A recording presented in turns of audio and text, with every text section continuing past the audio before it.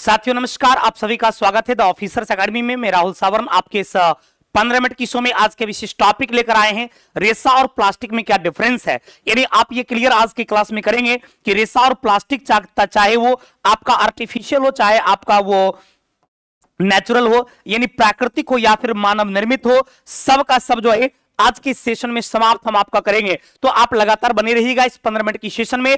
आज हम आपको बताने वाले हैं रेसा और प्लास्टिक के बीच क्या डिफरेंस है, क्या पॉलीथीन, टेफ्लॉन, पीवीसी अलग अलग है, क्या बेकेलाइट और विटल अलग अलग है, क्या नायलॉन, रेयॉन और पॉलिस्टर अलग अलग है, क्या जूट, कपास या पटसन की बात किया जाए तो उसमें और नायलॉन, रेयॉन, पॉलिस्टर में क्या अंतर है। इन तमाम बिंदु पर चर्चा करेंगे और हर किसी का पिक्चर से हम जो है आपको क्लियर करेंगे, उसकी उपयोगिता से हम क्लियर करेंगे। तो अंतिम क्षण तक आप मेरे साथ जुड़े रहेंगे। आज इस 15 मिनट की क्लास में nylon, rayon, polyester, polythene, Teflon, PVC, जिसका भी यूज आपने सुना होगा, जिससे संबंधित सवाल आपसे एग्जाम में पूछा गया है, उन सब बिंदु पर हम लोग चर्चा करेंगे। तो चलिए आइए साथियों, सबसे पहले हम चर्चा करते हैं आपसे रेसा के बारे में। उससे पहले मैं आपको बता दूं साथियों कि आपका विजयी बैच जो है 1 to 5 के लिए, अर्थात साथियों कक्षा 1 से 5 के लिए शुरू हो चुकी है ऑफिसर एकेडमी के ऑफिशियल ऐप पर। यदि आपने अब तक इस बैच में नहीं जुड़ा है तो यह बैच आपके जीवन का सबसे आखिरी बैच होगा। इसके बाद अलग से कभी भी आपको कुछ अलग से पढ़ने की आवश्यकता नहीं होगा। यदि शिक्षक बनना है तो आपके जीवन का ये सबसे आखिरी बैच है, जिसकी फी होगा मात्र 999 999 रुपया में जो है आपको कंप्लीट बैच पढ़ाया जाएगा। इसके साथ आपको 5000 से ज्यादा प्रश्नों का प्रैक्टिस भी मिलेगा, आपको जो है एनसीईआरटी 6 to 12 तक का माइंड मैप भी मिलेगा। ये सब कुछ जो है आपको इसी बैच में मिलना है।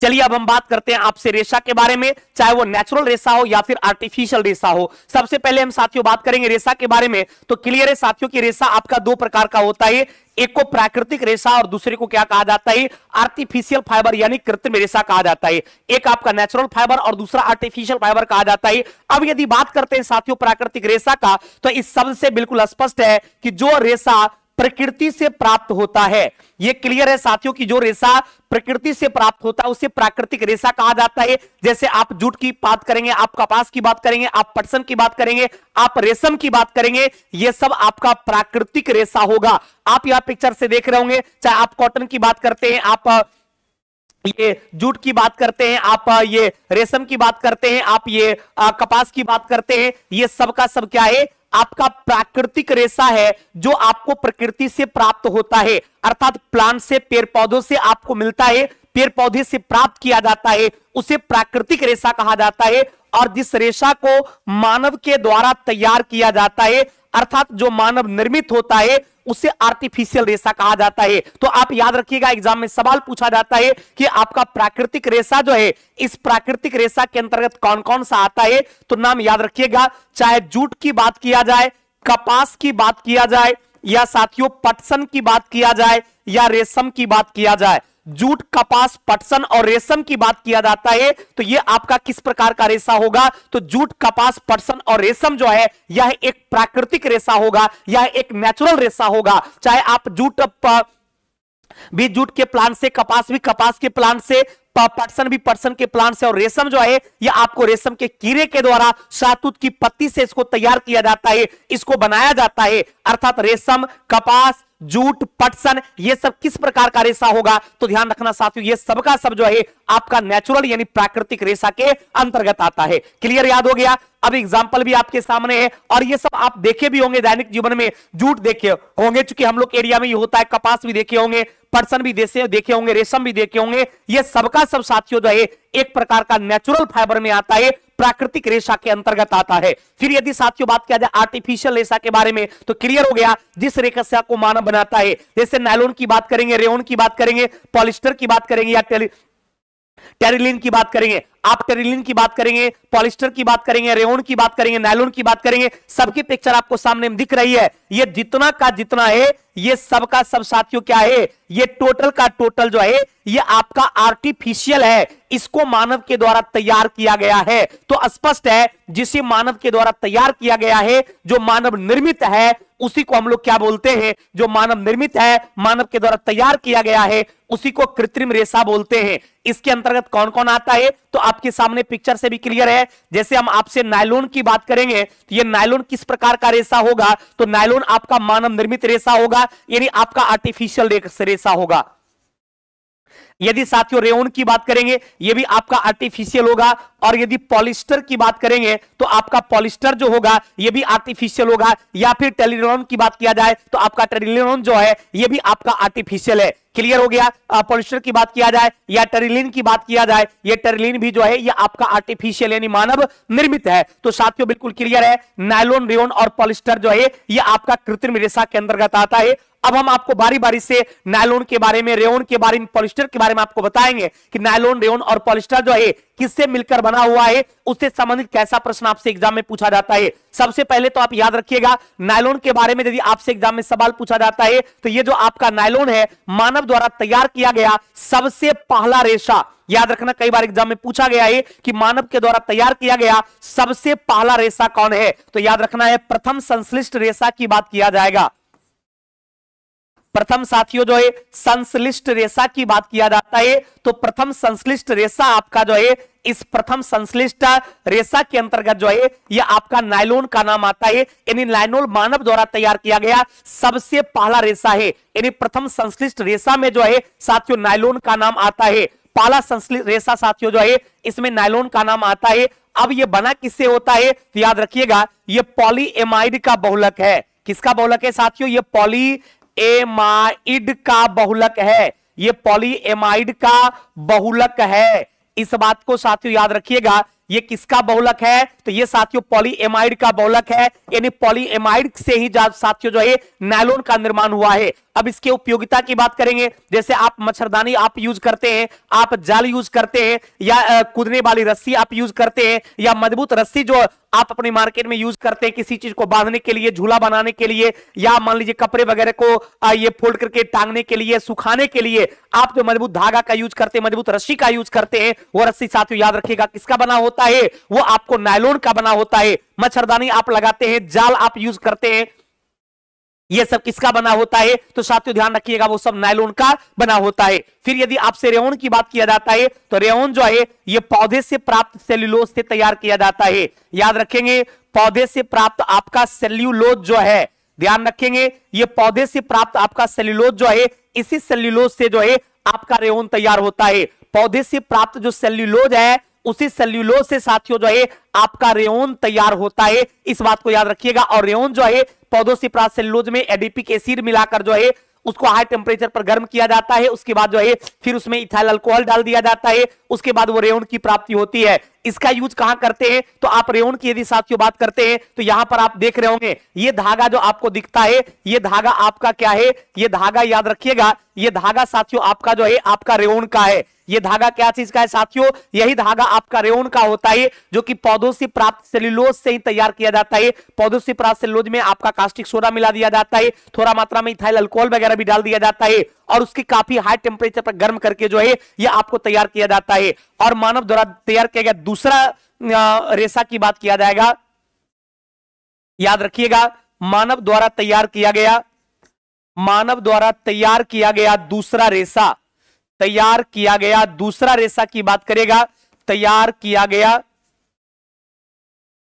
यदि दूसरे रेशा की बात किया जाएगा तो मानव द्वारा तैयार किया गया दूसरा रेशा जो है, दूसरा रेशा रेयन कहलाता है, रेयन कहलाता है। और ये तैयार किससे होता है भाई, तो ये क्लियर हो गया, ये पौधों से प्राप्त जो आपका सेल्यूलोज है, ये पौधों से प्राप्त सेल्यूलोज साथियों जो है सेल्यूलोज इसी से जो है ये आपका रेयन बनता है। उपयोगिता की बात करेंगे तो आप पर्स का निर्माण में या बेल्ट के निर्माण में या फिर बैग थैला के निर्माण में भी रेयन का प्रयोग किया जाता है, क्योंकि इसका धागा जो है वो काफी ज्यादा मजबूत होता है। इसी तरीके से यदि बात करते हैं आप ये पॉलिएस्टर का, तो ध्यान रखिएगा तीसरा जो है ये आपका पॉलिएस्टर है। तीसरा कौन है साथियों, ये आपका पॉलिएस्टर है। याद रखिएगा ये बनता कैसे है, तो ईस्टर के बहुलीकरण से साथियों, ईस्टर के जो पॉलीमराइजेशन है, ईस्टर के बहुलीकरण से,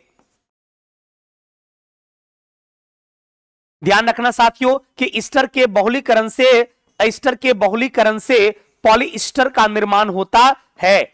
ईस्टर के बहुलीकरण से पॉलिएस्टर का निर्माण होता है। इस बात को साथियों याद रखेंगे कि ईस्टर के बहुलीकरण से पॉलिएस्टर का निर्माण होता है। किसके बहुलीकरण से साथियों, तो ईस्टर का जो बहुलीकरण होता है उसी से पॉलिएस्टर का निर्माण होता है। और यदि इस पॉलिएस्टर की उपयोगिता की बात करेंगे तो इसका यूज जो है निम्न किस्म के वस्त्र के निर्माण में किसके लिए किया जाता है साथियों, तो याद रखेंगे पॉलिएस्टर का यूज जो है आपको निम्न किस्म के वस्त्र के निर्माण में, निम्न किस्म के वस्त्र के निर्माण में किसका यूज किया जाता है, तो निम्न किस्म के वस्त्र के निर्माण में पॉलिएस्टर का यूज किया जाता है। इसकी खासियत जानते क्या होता है, वस्त्र के निर्माण में किया जाता है, निम्न किस्म के वस्त्र के निर्माण में किया जाता है, इस बात को याद रखेंगे, वस्त्र के निर्माण में किया जाता है, निम्न किस्म के वस्त्र के निर्माण में किया जाता है, इस बात को याद रखिएगा। और इसकी सबसे बड़ी खासियत क्या होता है इस कपड़े की, ये जितना जल्दी गर्म होता है उतना ही जल्दी क्या होता है, ये साथियों आपको ठंडा भी हो जाता है। ये था आपका पॉलिएस्टर। साथियों विजय बैच के बारे में मैंने आपको बता ही दिया कि 1 to 5 के लिए बैच आ चुकी है। यदि अब तक आपने नहीं लिया है और अंतिम रूप से आप शिक्षक बनना चाहते हैं, शिक्षक भर्ती में आप चयनित होना चाहते हैं, तो ये बैच आप जरूर परचेज कर लेंगे। ये आपके जीवन का सबसे आखिरी बैच होगा।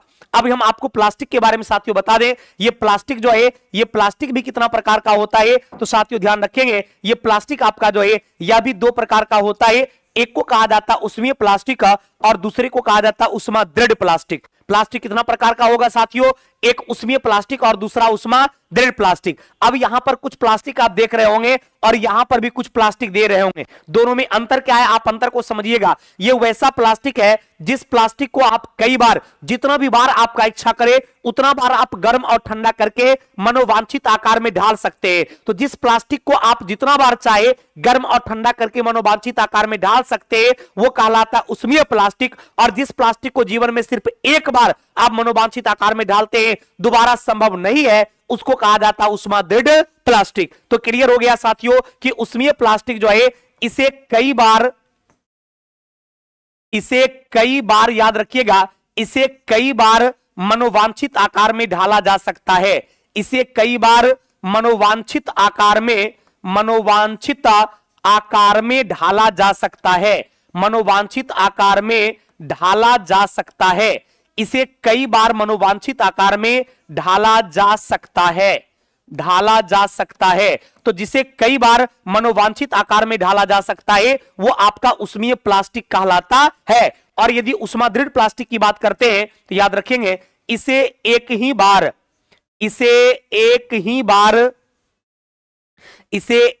बार मनोवांछित आकार में ढाला जाता है, इसे एक ही बार मनोवांछित आकार में ढाला जाता है, आकार में ढाला जाता है, दोबारा संभव नहीं है। यानी इसे जीवन में सिर्फ एक ही बार मनोवांछित आकार में ढाला जाता है, दोबारा संभव नहीं है, तो उसको उष्मा दृढ़ प्लास्टिक कहा जाता है। और जिसे कई बार, जितना बार आप चाहें उतना बार गर्म और ठंडा करके मनोवांछित आकार में ढालते हैं तो वो आपका उष्मीय प्लास्टिक कहलाता है। जैसे उष्मीय प्लास्टिक के एग्जाम्पल की बात करेंगे तो इसमें आपका आता है पॉलीथीन। याद रखेंगे साथियों, यदि पॉलीथीन की बात किया जाए, यदि आपसे साथियों जो है टेफ्लॉन की बात किया जाए तो आपका पॉलीथीन हो गया, टेफ्लॉन हो गया, आपका पीवीसी हो गया, ये सब किस प्रकार का प्लास्टिक होगा, पॉलीथीन, टेफ्लॉन या पीवीसी की बात किया जाता है। नाम याद रखना साथियों, आप पॉलीथीन यूज करके फेंक देते हैं, कोई व्यक्ति आता है उस पॉलीथीन को चुनता है, इसका मतलब उसका कहीं ना कहीं उपयोगिता है। तो या पॉलीथीन की बात किया जाए, टेफ्लॉन की बात किया जाए, पीवीसी की बात किया जाए, वह एक उष्मीय प्लास्टिक है क्योंकि उसे वह कई बार गर्म और ठंडा करके मनोवांछित आकार में ढाला जाता है। और उष्मा दृढ़ प्लास्टिक क्या होगा,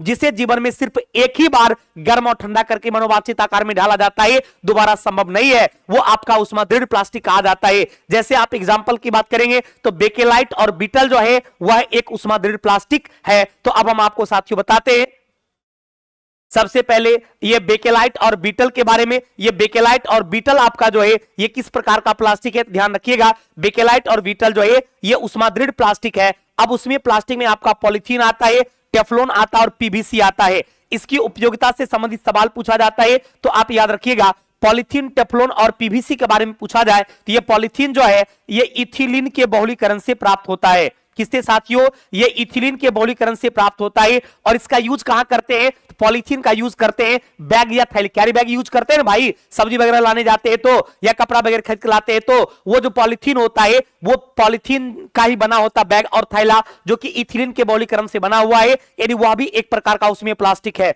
फिर टेफ्लॉन की बात किया जाए तो ये बना है टेट्राफ्लोरोइथिलीन से, टेट्राफ्लोरोइथिलीन, याद रखिएगा टेट्राफ्लोरोइथिलीन के बहुलीकरण से टेफ्लॉन का निर्माण होता है। और नॉन स्टिक बर्तन बनाने में, याद रखिएगा नॉन स्टिक बर्तन की बात होता है, तो नॉन स्टिक बर्तन बनाने में किसका यूज होता है? कई बार आपसे एग्जाम में पूछा गया है, नॉन स्टिक बर्तन बनाने में टेफ्लॉन का ही प्रयोग किया जाता है। और ये आपका पीवीसी जो होता है, जिसको आप बोलते हैं पॉलीविनाइल क्लोराइड, याद रखिएगा यदि पीवीसी की बात किया जाता है, पीवीसी की बात किया जाता है, तो ये पीवीसी क्या है? Polyvinyl chloride.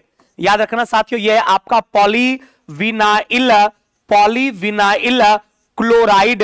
पॉलीविनाइल क्लोराइड जो है ये आपका पीवीसी है। इसका यूज कहां किया जाता है? तो इसका यूज जो है पाइप के निर्माण में किया जाता है। यदि उपयोगिता की बात करेंगे कि आखिर इसका यूज साथियों कहां किया जाता है, उपयोगिता तो पाइप के निर्माण में किया जाता है। विद्युत केबल तार की बात किया जाता है, तो विद्युत केबल तार जो है ये इसी से बनता है। इसके अलावे आपका होल्डर वगैरह जो है, होल्डर भी किसका बनता है? तो ये भी आपका पीवीसी का ही बनता है। और टेफ्लॉन की बात किया जाता है, तो क्लियर हो गया, टेफ्लॉन के बारे में सवाल पूछा जाएगा, तो इसका यूज जो है नहीं चिपकने वाला बर्तन, नहीं चिपकने वाला बर्तन के निर्माण में, नहीं चिपकने वाला बर्तन के निर्माण में किसका यूज किया जाता है? तो नहीं चिपकने वाला बर्तन के निर्माण में जो है टेफ्लॉन का यूज किया जाता है, जिसको आप नॉन स्टिक के नाम से जानते हैं। और यदि साथियों बात किया जाता है बेकेलाइट का, तो क्लियर है बेकेलाइट और विटल जो है ये कैसा प्लास्टिक है? तो याद रखिएगा ये साथियों आपका जो है ये उष्मा दृढ़ प्लास्टिक है। कैसा प्लास्टिक है साथियों? तो ये आपका उष्मा दृढ़ प्लास्टिक है। और ये बेकेलाइट बना किससे होता है? तो फिनॉल और फॉर्मल्डिहाइड से। याद रखिएगा फिनॉल प्लस फॉर्मल्डिहाइड,